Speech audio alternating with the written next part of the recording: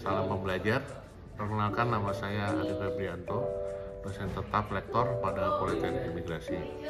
Di kesempatan yang baik ini, saya akan menyampaikan dan menjelaskan terkait mata kuliah yang saya ampuh, yaitu mata kuliah Manajemen Pendetensian.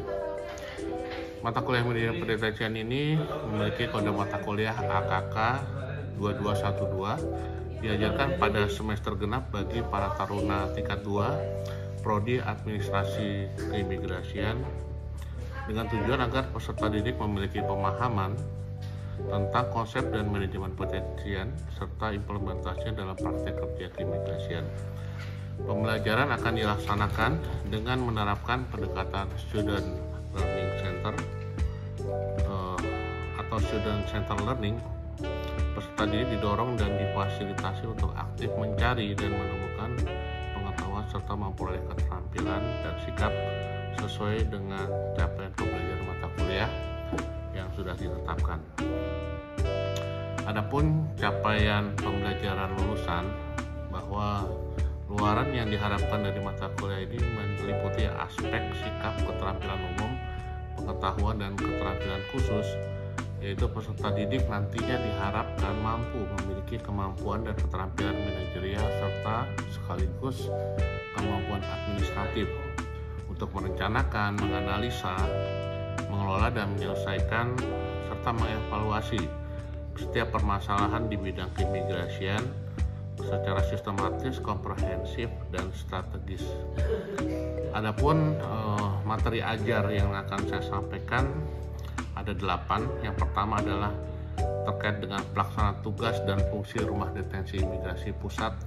Kemudian yang kedua, pelaksanaan tugas dan fungsi Rumah Detensi Imigrasi yang non-pusat.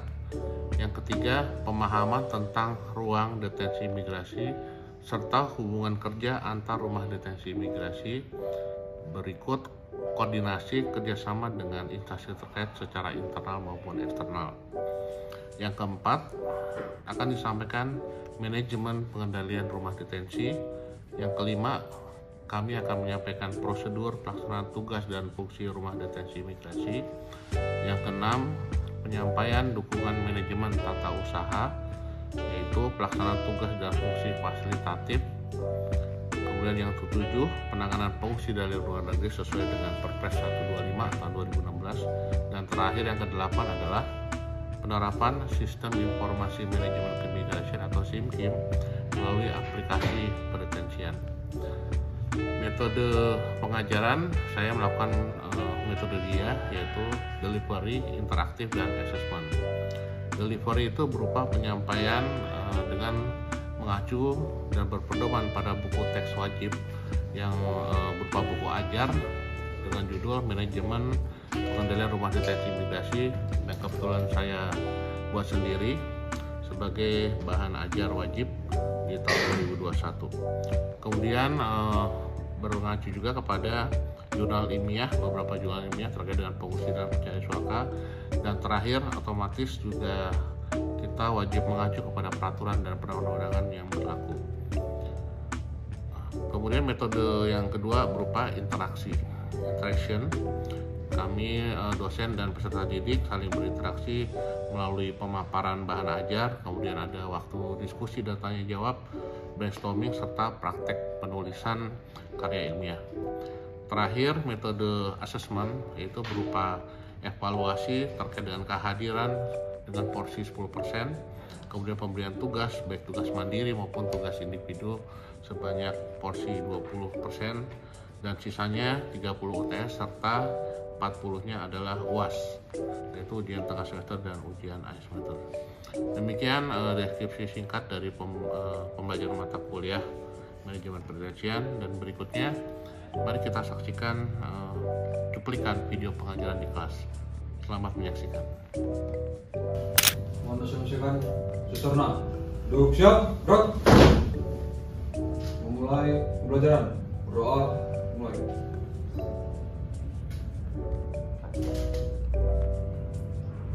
Berdoa selesai. Istirahat di tempat. Gerak. Nah, kita doakan semangat ya. Salam pembaruan. Kami masih.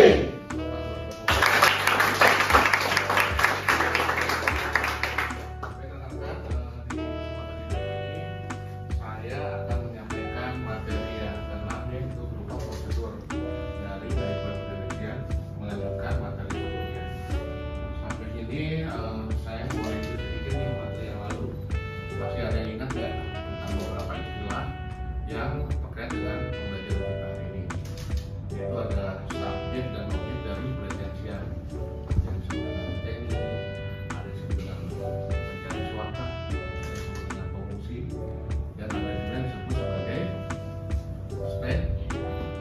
stateless. Itu adalah beberapa istilah yang terkait dengan pretensian. Oke, yang pertama apa yang disebut dengan TNI? Ada yang tahu? Silakan, Bapak. Ya, silakan. Ya, takut salah ya, kita bebas. TNI adalah Izin jawab Pak, ini menurut saya DTNI adalah orang asing yang ditempatkan di ruang detensi imigrasi atau di ruang detensi imigrasi dan telah mendapat keputusan pendetensian. itu ruang tindakan administratif. Itu tangan dong. Dewi juga jawabnya sama. Kan di sebelah sini nih, satu aja.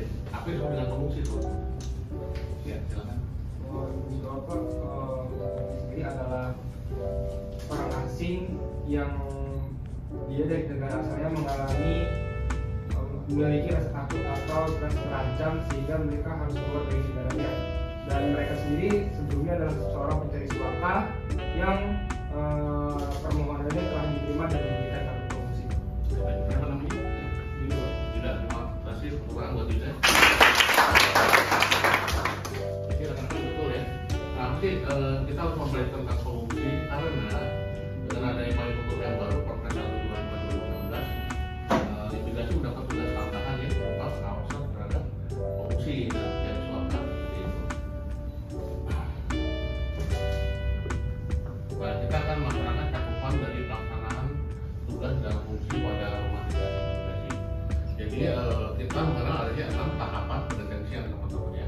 Yang pertama adalah terkait dengan penerimaan calon deteni dan registrasi deteni. Kenapa deteni itu harus kita seleksi gitu? Dan semuanya itu masukkannya ke Rudenim gitu. Kenapa? Kira-kira secara logika kenapa harus difilter para deteni masuk ke dalam rumah detensi? Ada yang tahu nggak kira-kira? Jawab. Ya, silakan. Ini ketika masuk ke rumah detensi harus difilter karena untuk membagi atau mengklasifikasikan Pak, apakah ini termasuk yang hanya PHK atau ada potensi-potensi seperti teroris Pak di sini Pak? Ya betul. Jadi potensi bahaya termasuk adalah bahaya penyakit menular. Jika misalnya kondisinya terlalu parah ya tidak mungkin kita menerima. Biar sembuh dulu nanti baru kita menerima seperti itu contohnya. Kemudian apa lagi? Kita bisa menseleksi yang namanya kelengkapan administrasi dari para deteni tersebut gitu ya. Dan banyak hal lagi. Nanti teman-teman bisa baca lagi dalam SOP 2013 tentang pendetensian. Kemudian lanjut, yang kedua adalah perawatan deteni ya. Ada juga yang namanya kesehatan. Nah sebenarnya ini sangat berkaitan ya teman-teman. Jadi jangan sampai terbalik. Diterimanya deteni kemudian diberikan segala macam kebutuhan dia dari ujung rambut ke ujung kaki karena kita memanusiakan manusia. Orang yang masuk ke dalam Rudenim, orang itu bukan kriminal ya, tapi mereka hanya melanggar peraturan keimigrasian. Dan kemudian diberikan satu pelayanan berupa kesehatan bagi mereka yang membutuhkan seperti itu. Maksudnya ada yang mau tanya nggak? Perawatan dan kesehatan mereka masih ada bingung? Silakan. Kita diskusikan. Ya, nanti banyak. Pak. Boleh. Untuk perbedaan mendasar dari perawatan dan kesehatan itu seperti apa Pak? Baik, kita kembali ke ORTA. Jadi di dalam ORTA Rumah Detensi Imigrasi baik yang 2004 maupun 2009 itu ada perbedaan struktur. Bahwa di Rumah Detensi Imigrasi Pusat itu ada namanya bidang rekwat, registrasi dan perawatan. Dan ada juga di bawahnya seksi kesehatan. Itu berbeda fungsinya di dalam ORTA tersebut.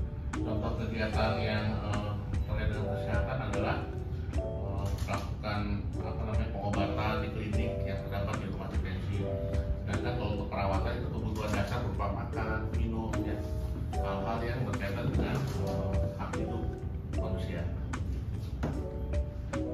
Ada lagi yang mau bertanya?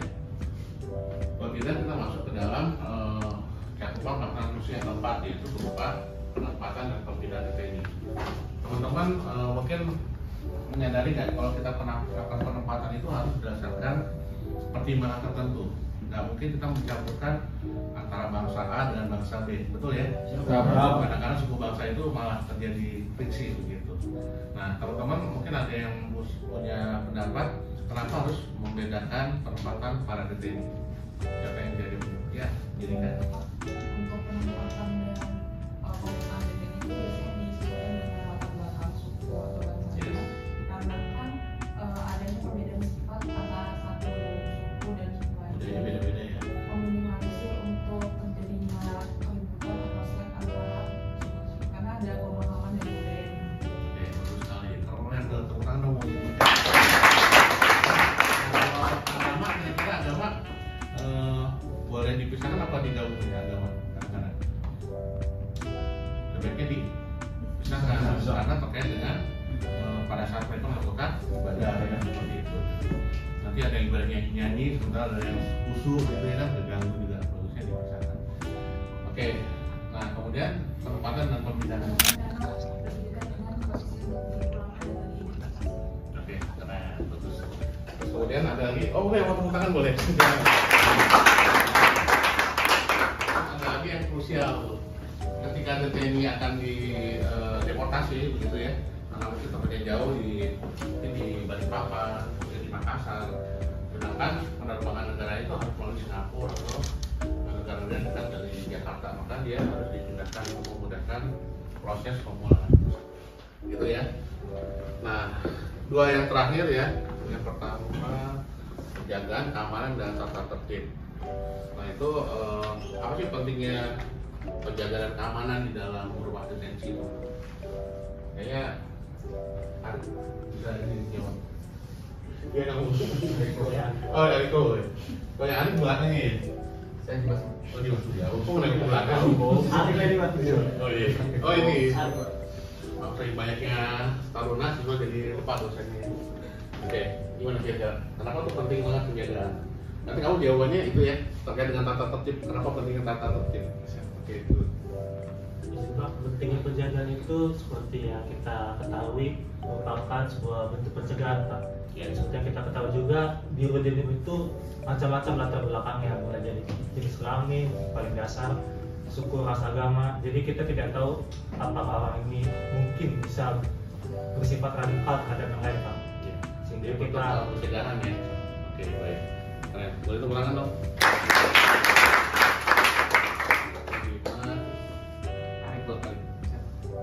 Jadi untuk mengenai tata sendiri, menurut saya kenapa harus ada adalah agar seluruh kegiatan di rumah detensi imigrasi ini terstruktur, Pak. Jadi seluruh DTNI tidak melakukan tindakan-tindakan yang di luar dari aturan ya.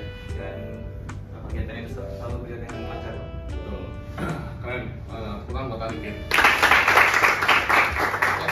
Kelas ini begitu interaktif ya. Saya juga tidak perlu capek-capek ngejelasin karena teman-teman sangat smart ya. Masih ingat dengan pelajaran yang lalu. Oke. Mudah-mudahan nilai ujiannya nanti dapatkan semua. Amin. Nah, ternyata tata tertib itu tidak hanya di rumah detensi teman-teman. Jadi petugas imigrasi juga menerapkan peraturan berupa tata tertib di rumah singgah ataupun community house, di mana para pencari suaka dan pengungsi itu berada. Dan itu harus ditaatin untuk menjaga ketertiban di detensi maupun di community house masing-masing gitu. Dan yang terakhir yang menjadi cakupan pelaksana tugas dari rumah detensi adalah berupa proses pemulangan dan deportasi DTNI. Ada yang tahu berapa lama DTNI bisa tinggal di rumah detensi? Selama-lamanya? Ya, maksimal 10 tahun. Maksimal 10 tahun. Kalau lebih dari 10 tahun gimana tuh? Kira-kira apa yang dilakukan? Menurut peraturan di India yang baru, ada yang udah update? Supaya mungkin dipulangkan ya. Tapi kalau sudah tidak, berarti mereka bisa ditinggalkan atau ditempatkan di luar rumah detensi dengan kewajiban lapor dalam periode waktu tertentu. Benar-benar dipulangkan karena menjadi beban negara tentunya seperti itu. Dan inilah beberapa cakupan dari ruang lingkup detensian. Nah, kita bisa mengenai sebagai pelayanan DTNI. Jadi kalau kita imigrasi melayani permohonan paspor, misalnya izin tinggal dan sebagainya. Tapi kalau cuma detensi kita melakukan pelayanan detensian, yaitu kepada para subjek dan objek dari rumah detensi. Oke, pada lelah kita ice breaking dulu nih. Masih ingat permainan harimau nggak? Lupa ya? Lupa. Oke. Kita tangannya saling ini atas dan bawah ya. Yang satu tangannya begini. Pada suatu hari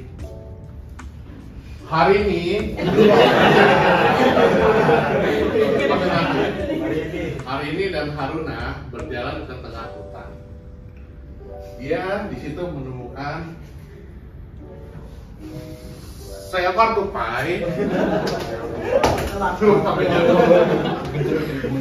Tepuk tangan dulu biar nggak tegang saya. Baik, sebelum tutup ada 1-2 pertanyaan barangkali. Ya. Di sini Pak, terkait tadi materi yang pertama adalah pemulaan deportasi kan maksimal 10 tahun ya Pak? Ya, 10 tahun, betul. Sebenarnya apa sih Pak yang menjadi kendala utama dari Indonesia terutama Rodenim? Mengapa sampai 10 tahun para detensi ini belum bisa dipulangkan, bahkan ada yang sampai lebih daripada 10 tahun Pak Isin Pak? Oke, unik. Jadi ternyata tidak mudah untuk melakukan deportasi ya. Bukan karena semata-mata karena biaya, karena biaya bisa mendapat dukungan dari kedutaan besar di mana detensi berada. Kita melakukan koordinasi ya, melalui kantor wilayah, dalam hal ini divisi, diteruskan ke Direktorat Jenderal, ke Kemenlu baru ke kedutaan. Tapi ada juga beberapa hal, misalnya detensi nggak mau pulang tuh teman-teman, udah terlanjur betah di situ. Atau mungkin ada kendala lain, dokumen perjalanannya belum siap. Nah itu juga menjadi kendala terhambatnya mereka pemulangan, gitu ya. Dan di masa COVID itu ada hambatan tuh, selama kurang lebih 1 tahun lebih, border semua tutup, akhirnya proses pemulangan tuh terhambat. Baru setelah pasca COVID bisa dilanjutkan kembali. Itulah salah satu kendala kenapa tidak bisa dilakukan pemulangan. Ya, itu aja ya teman-teman ya. Baik, kurang mohon maaf dan Pak Arif akhiri bila ini untuk hidayah. Assalamualaikum warahmatullahi wabarakatuh. Waalaikumsalam warahmatullahi wabarakatuh. Silakan ditutup. Mohon dipersilakan.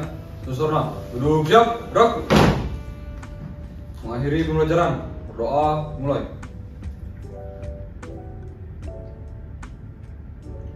Berdoa selesai. Istirahat di tempat, gerak. Terima kasih semuanya. Baik, demikian yang dapat saya sampaikan. Semoga bermanfaat dan saya akhiri billahi taufiq wal hidayah. Assalamualaikum warahmatullahi wabarakatuh. Salam pembelajar. Terima kasih.